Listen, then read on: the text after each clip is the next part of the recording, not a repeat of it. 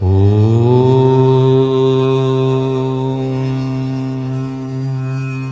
குருப்யோ நமः. ஜெய் புவனேஸ்வரி. உத்யதினத்யுதிபிந்திகிரீட்டாம் துங்ககுசாம் நயனத்ரயுக்தாம் ஸ்மேரமுகீம் வரதாங்குசபாசாபீதிகராம் பிரபஜே புவனேஷிம். ஓம் ஸ்ரீம் ஹ்ரீம் ஸ்ரீம் புவனேஸ்வர்யை நமः. ஜெய் ஸ்ரீராம். வேதிக் ஆஸ்ட்ரோ நேயர்களுக்கு சதீஷ் ஆச்சாரியாவின் நமஸ்காரங்கள். சுக்கிரனின் நட்சத்திரங்களான பரணி, பூரம், பூராடம், இந்த நட்சத்திரத்தில் பிறந்தவாளுக்கு உண்டான அனுகூலமான நாட்கள், நட்சத்திரங்கள் எவை? அவள் யார் கூட ரொம்ப க்ளோஸாக இருக்கலாம், யார் கூட க்ளோஸாக இருக்கக்கூடாது. அண்டு முக்கியமான விஷயம், எந்த சிம்பிளை அவள் உடம்பில் டேட்டுவாகவோ இல்லை வீட்டில் ஒரு ஃபோட்டோவாக ஃப்ரேம் பண்ணி வச்சுக்கலாம், அவளுக்கு அனுகூல பலன்களை ஏற்படுத்தும். அதை பற்றி கொஞ்சம் சொல்லுங்க. கண்டிப்பாக. பூரம், பூராடம், பரணி இவாளுக்கு ரொம்ப ரொம்ப க்ளோஸாக இருக்கக்கூடிய நட்சத்திரம் எதுன்னு பார்த்தீங்கன்னா உத்திரம், உத்திராடம், கார்த்திகை. இந்த 3 நட்சத்திரம் அவங்களுக்கு ரொம்ப க்ளோஸ். அது செகண்டரியான விஷயங்கள். அவங்களுக்கு சாதகமாக இருக்கக்கூடிய நட்சத்திரம் யார் யார் பார்த்தீங்கன்னா மூலம், அஸ்வினி, மகம். மூலம், அஸ்வினி, மகம், அதுக்கப்புறம் உத்திரம், உத்திராடம், கார்த்திகை. இந்த 6 நட்சத்திரமும் அவங்களுக்கு வெரி சப்போர்ட்டிவ். இதில் உத்திரம், உத்திராடம், கார்த்திகையில் இருக்கிற நட்சத்திரம் அவங்களுக்கு அதிகமான சம்பத்துகள். இவங்க சூரிய பகவானை வழிபட்டு சூரிய பகவானுக்கு உண்டான ஆதித்ய ஹிருதயத்தை ரெகுலராக படிச்சுட்டு வந்தாங்கன்னா பணம்னா நீங்கள் கொழிக்கும். அப்படி அந்த அளவுக்கு சம்பத்துக்கள் அவங்களுக்கு கொழிக்கும். ஆதித்ய ஹிருதயம் இந்த நட்சத்திரக்காரால் ரெகுலராக படிச்சுட்டு வந்தாங்கன்னா, இல்லை அட்லீஸ்ட் படிக்க முடியலையா வீட்லேயாச்சும் அதை கேட்டுக்கிட்டே இருக்கணும். ஆதித்ய ஹிருதயம் இல்லை, அதை கேட்கறது கூட எனக்கு டைம் இல்லை அப்படின்னு நீங்கள் சொன்னீங்கன்னா, சூரிய பகவானோட ஒரு மந்திரம் இருக்குது. ஓம் ஜபா குசும சம்காஷம் காஷ்யபேயம் மகாத்யுதிம் தமோரிம் சர்வ பாபக்னம் பிரணதோஸ்மி திவாகரம்.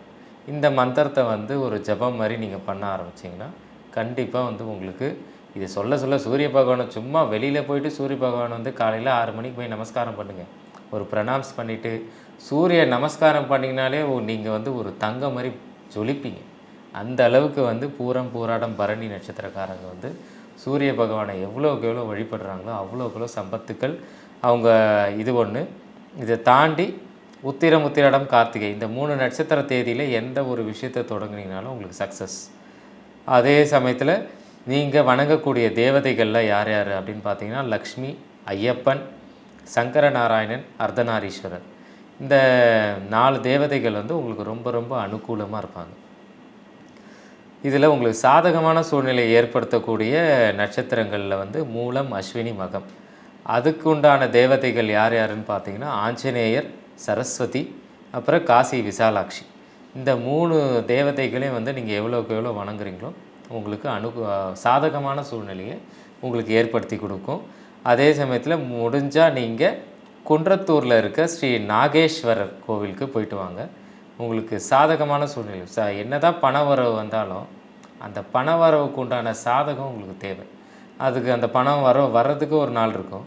அதே சமயத்தில் அவங்கள சுற்றி இருக்கிறவங்களாம் உங்களுக்கு நல்ல சாதகமாக இருக்கணும் அப்படின்னு நினச்சிங்கன்னா இந்த குன்றத்தூரில் இருக்க ஸ்ரீ நாகேஸ்வரர் கோவிலுக்கு போயிட்டு வாங்க. கண்டிப்பாக உங்களுக்கு எல்லா சாதகமான விஷயங்கள் நடக்கும். இதுக்கப்புறம் இப்போ சிம்பிள் சொல்கிறேன்.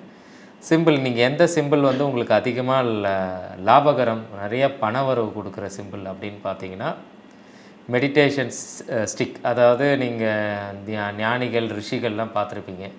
ஒரு கமண்டலம் வச்சுருப்பாங்க, இன்னொரு சைடில் ஒரு குச்சி வச்சுருப்பாங்க இப்படி கையை வைக்கிறதுக்கு. அந்த ஸ்டிக் அதுதான் உங்களுக்கு பெரிய சம்பத்துக்களே கொடுக்க போகுது.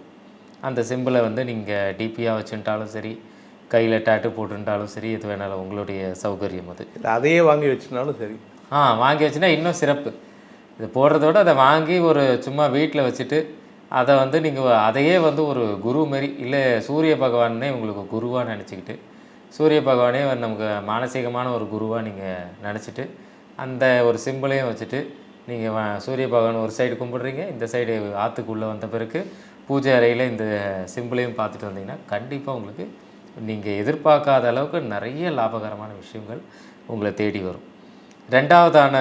ரெண்டாவது சிம்பிள் சொல்ல போனோம்னா இது ஸ்ரீராமர்கிட்ட இருக்க வெள்ளு அம்பு ரெண்டுமே, வெள்ளு அம்பு ரெண்டுமே.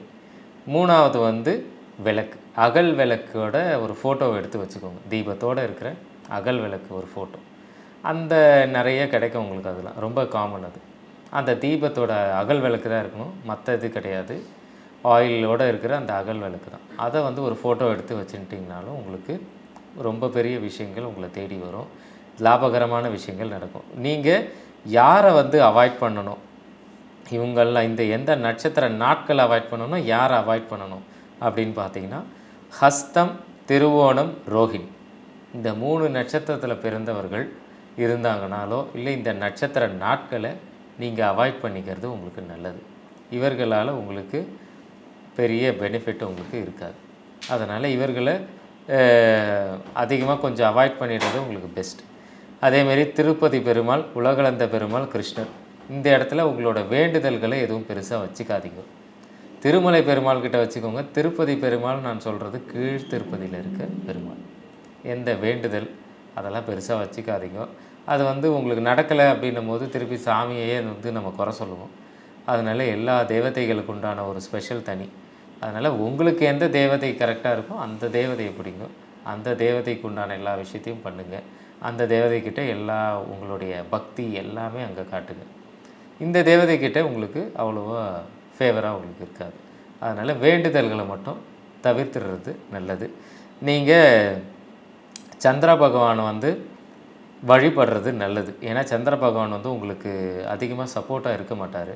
அதனால் நீங்கள் சந்திர பகவானை நமஸ்காரம் பண்ணி அடிக்கடி ஒரு பிரணாம்ஸ் வச்சுக்கோங்க. பௌர்ணமி டைமில் ஒரு பிரணாம்ஸ், சந்திர பகவானின்ட்டு ஒரு பிரணாம்ஸ் வச்சுட்டு வந்துருக்கும். பெருசாக நீங்கள் எதுவும் பண்ண வேண்டாம்.